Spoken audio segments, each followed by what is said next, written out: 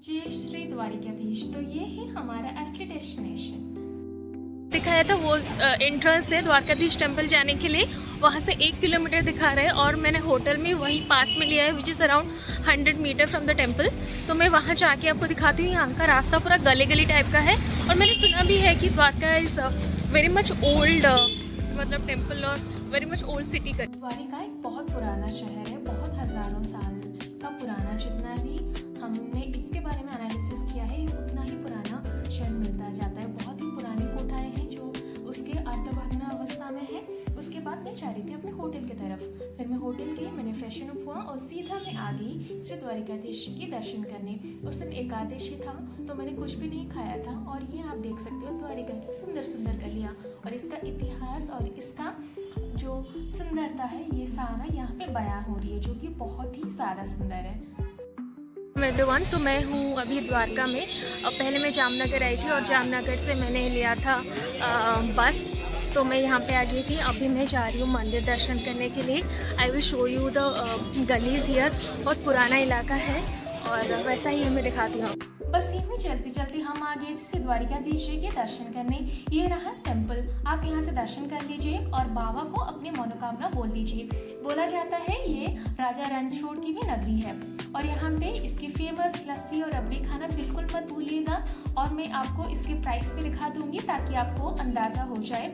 मैंने यहाँ का फेमस ड्राई फ्रूट लस्सी ट्राई किया था जो कि स्वाद में बहुत ज़्यादा अच्छा था। जैसे कि मैंने बोला एकादशी था, मैंने कुछ खाया नहीं था, मैंने सिर्फ थोड़ा सा लस्सी पिया, गन्ने का जूस पिया था। उसके बाद मैं सीधा चली गई थी मंदिर के अंदर दर्शन करने। मंदिर के अंदर कैमरा अलाउ नहीं है तो आप फोटो वीडियो नहीं ले सकते हो। और इस मौके पे ज़रूर से मेरे चैनल को लाइक और सब्सक्राइब कर दीजिए। और मुझे ना ये थोड़ा मथुरा की गलियों की तरह लग रहा है। यहाँ आके आपको लगेगा जैसे कि बहुत ही ज़्यादा पुराना शहर है और आप कई साल और कई हज़ार साल पुराने ज़माने में पहुँच गए हो। यहाँ का मार्केट दिखाती हूँ। बहुत रश है, पता नहीं आपको आवाज़ आ रही होगी कि नहीं, मैं दिखाती हूँ। शाम का समय हुआ आया था, मैं जा रही थी गोमती घाट दर्शन करने के लिए। और सामने आपको वहाँ पे मंदिर वो है समंदर, सॉरी। तो ऐसा ही कुछ है नज़ारा अभी यहाँ का। इवन आपको हर गली और नुक्कड़ में एक छोटा सा मंदिर मिल जाएगा। बोला जाता है कंस के जो ससुर जी उन्होंने राजा कृष्ण जी को अभिशाप दिया था। उसकी वजह से वो अपने सारे प्रजाओं को लेके उन्होंने अपना नगरी का स्थापना किया था। उसी को द्वारिका बोलते हैं क्योंकि वो रण छोड़ के आ गए थे अपने सारे प्रजाओं को लेके, इसीलिए इसको राजा रणछोड़ की भी नगरी कहा जाता है। और क्योंकि गांधारी के श्राप मिला था राजा श्री कृष्ण जी को, इसीलिए द्वारका पूरा पानी में समा गया था। बस यही इसका इतिहास। बोला जाता है जो असली द्वारका है वो अभी भी समंदर के नीचे है, लेकिन उसका कुछ कलाकृति आपको आज की द्वारकाधीश के मंदिर में दिखेगा। फिर मैं यहाँ आ गई थी गोमती घाट के लिए। मैं ये चीज़ एक बोलना चाहूँगी वहाँ की गवर्नमेंट को कि उसको थोड़ा साफ़ सफाई का यहाँ पे ध्यान देना चाहिए क्योंकि एक बहुत पवित्र स्थान है, लेकिन यहाँ पे बहुत गंदगी मचाई रखी थी लोगों ने। मैं वहाँ पे गई, उसका पवित्र जल को स्पर्श किया और वहाँ के स्थान को प्रणाम किया। ऐसे बहुत सारे लोग हैं, लेकिन आप सबसे यही रिक्वेस्ट है, आप जहाँ पे जा रही है, जहाँ के तीर्थ में भी आपको दर्शन करने का सौभाग्य मिल रहा है, आप थोड़ा सा सफाई का ध्यान दें वहाँ पे। तो यहाँ ये कुछ ऐसा ही नज़ारा है। और यहाँ का पानी ना बहुत खारा है क्योंकि भगवान श्री कृष्ण जी को और रुक्मिणी जी को श्राप मिला था ऋषि से, इसीलिए यहाँ पे मीठा पानी बिल्कुल नहीं मिलता है। और ये है वो सुंदर सा राजा द्वारकाधीश जी का मंदिर। यहाँ पे फोटो और वीडियो कोई नहीं ले पाए, इसलिए उन्होंने इसे ग्रीन कलर का पर्दा लगा दिया है। और मैं एक बोलना चाहूँगी यहाँ पे एक दिन के अंदर 6 बार मंदिर में ध्वजा का परिवर्तन होता है। और मैं खुद को बहुत सौभाग्यशाली मानती हूँ कि मुझे 2 बार वो देखने का मौका मिला। दर्शन के बाद मुझे बहुत ज़्यादा भूख लगी थी, मैं आ गई थी थोड़ा साउथ इंडियन खाना खाने क्योंकि गुजरात का खाना बहुत ज़्यादा मीठा था। और ये कुछ ऐसा दिखता है गुजराती थाली, सेब की सब्ज़ी था और छोले का सब्ज़ी था। उसके बाद मैं अपने होटल की तरफ जा रही थी तो मुझे रात का नज़ारा मिला कि मंदिर कैसा दिखता है।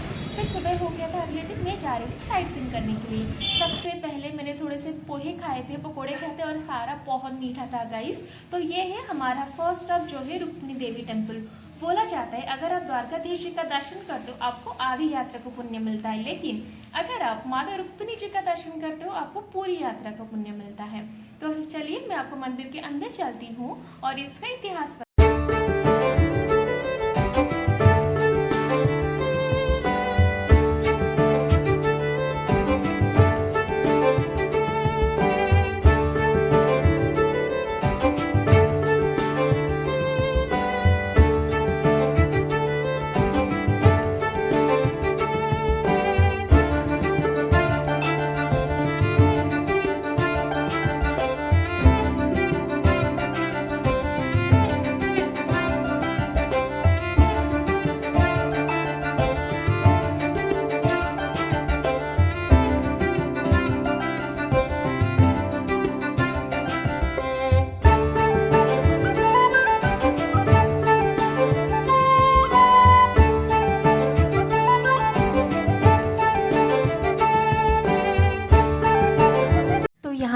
भगवान जी को बहुत सारा थैंक यू बोला और मैंने ग्रैटिट्यूड दिया कि थैंक यू मुझे यहाँ पे बुलावा देने। रुक्मिणी देवी का मंदिर बोला जाता है कि अगर आप दर्शन करते हो, हाफ यात्रा की आपको पुण्य मिलता है अगर आप द्वारकाधीश जी का दर्शन करते हो, और हाफ यात्रा का पुण्य आपको मिलता है जब आप रुक्मिणी देवी का दर्शन करते हो। ये है उनका मंदिर। और बोला जाता है कि जो दुनिया का फर्स्ट लव लेटर था वो रुक्मिणी माता ने द्वारकाधीश जी को लिखा था कि भगवान आप आके मुझे यहाँ से लेके चले जाओ। तो ये इनको माता लक्ष्मी का भी रूप माना जाता है। बहुत ज़्यादा सुंदर सा मंदिर है। अगर आप यहाँ पे आ रहे हो तो यहाँ पे आना बिल्कुल भी मत भूलना। बहुत बहुत सुंदर सा मंदिर है। और जय बाबा द्वारकाधीश। तो मंदिर के पास में ही छाछ मिल रहा था। ये ना प्योर कर्ड होता है, बहुत ही टेस्टी था गाइस, आप लोग भी ट्राई करना। इसके बाद मैं चली गई थी अपने नेक्स्ट साइट सीइंग स्पॉट में जो था नागेश्वर ज्योतिर्लिंग मंदिर। तो बाहर का नज़ारा कुछ ऐसा था। उस दिन बहुत ज़्यादा बारिश हो रही थी, हर तरफ पानी और कीचड़ हुआ रखा था। आप लोग ये मंदिर बाहर से देख लो, फिर मैं अंदर का भी आपको इंटीरियर दिखाऊंगी जो कि पूरा गोल्डन कलर का है और बहुत सुंदर सा बना हुआ है। अभी मैं जा रही हूँ नागेश्वर ज्योतिर्लिंग में। बहुत ही सुंदर सा मंदिर है और यहाँ पे शिव भगवान का एक बड़ा सा मूर्ति भी है। मैं आपको वो भी दिखाने वाली हूँ। ऑब्वियसली कोई भी मंदिर में फोटोग्राफी अलाउड नहीं है तो मैं अंदर का नहीं दिखा सकती, लेकिन मैं बाहर का आपको ज़रूर दिखाऊंगी। अगर आप लोग गुजरात में हो, this is a must visiting place for you guys.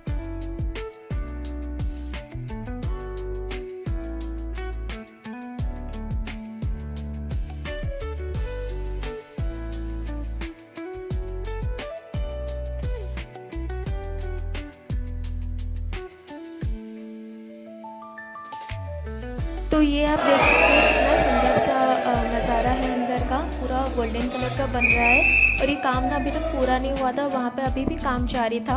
और आप ये दर्शन कर लीजिए महादेव जी का। अभी तो वैसे भी सावन चल रहा है और अपनी मनोकामना बोल के आशीर्वाद ले लीजिएगा।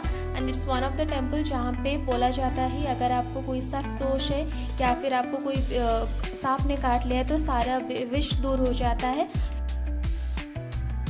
मेरे दर्शन हो चुके हैं नागेश्वर ज्योतिर्लिंग के। और यहाँ पे क्या है ना, अगर आप जल अभिषेक करोगे तभी आप अंदर जा सकते हो, स्पर्श कर सकते हो। और वो स्टार्ट हो रहा है 500 रुपये से एक सिंगल पर्सन के लिए। अगर आपको करना है आप कर सकते हो। मैंने वो नहीं किया, मैंने सिर्फ दर्शन किया और भीड़ अभी बिल्कुल नहीं था। अभी बज रहे अराउंड लगभग 9:40 हो रहे हैं, 10 भी नहीं बजा है। बहुत कम भीड़ है। मैंने दर्शन बहुत अच्छे से किया है। और आज भगवान ने ये सिल्वर कलर का उन्होंने पहना हुआ है सब कुछ, जो कि मुझे बहुत अच्छा लगा। दर्शन हो जाने के बाद मैं अंदर का कुछ परिसर देख रही थी मंदिर में। यहाँ शिव पार्वती और नंदी भगवान का एक बहुत सुंदर सा बना हुआ था फाउंटेन जैसा।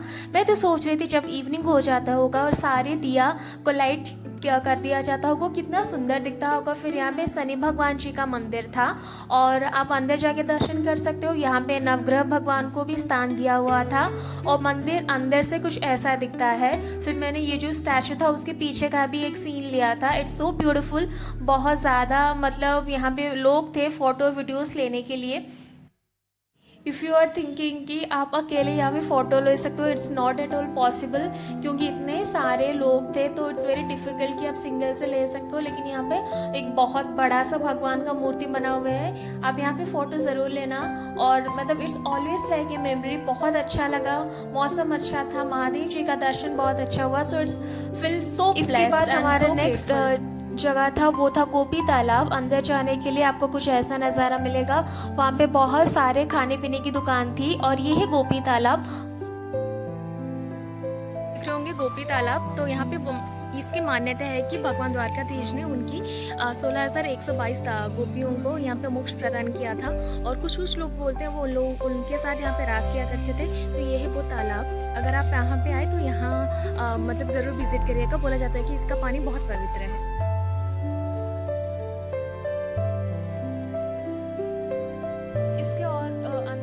छोटे मंदिर से बने हुए हैं लेकिन वहाँ की मान्यता नहीं है। अगर आप चाहे हो तो वहाँ पे विजिट कर सकते हो, मतलब लेकिन ये डिपेंड आपके ऊपर है। लेकिन इसका जो है बस गोपी तालाब। उसके बाद मैं जा रही थी बेट द्वारका के लिए। वहाँ पे पहले आपको नाव से जाना पड़ता था लेकिन यहाँ पे गवर्नमेंट ने सुदर्शन सेतु बना दिया है तो आप आराम से बस, टैक्सी और ऑटो से जा सकते हो। क्योंकि पहले जो था नाव से जाना it was not very much safe, तो अभी वहाँ पे नाव बंद हो चुका है। सुदर्शन सेतु कुछ ऐसा दिखता है। वहाँ पे भगवान श्री कृष्ण जी का जो मोर पंख है उसका एक नज़ारा वहाँ पे दर्शाया गया है, बहुत सुंदर है। आप यहाँ पे अगर जाओगे तो आपको ये कुछ देखने के लिए मिलेगा ब्रिज। उसके बाद यहाँ से होते हुए मैं पहुँच गई बेट द्वारका।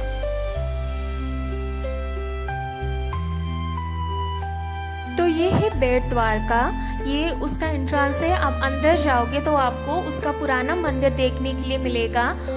यहाँ पे जैसे आपको द्वारकाधीश जी का प्रतिमा है, बिल्कुल वैसा एक प्रतिमा मिलता है, बस हाइट में उससे थोड़ा सा छोटा सा है। बाकी मैं गई थी 12 बजे के आसपास, तब उनको प्रसादी चढ़ाया गया था, तो मुझे लगभग 1 घंटा वेट करना पड़ा लाइन में। तो अगर आप जा रहे हो उससे पहले जाना, क्योंकि 12 बजे मंदिर बंद हो जाता है।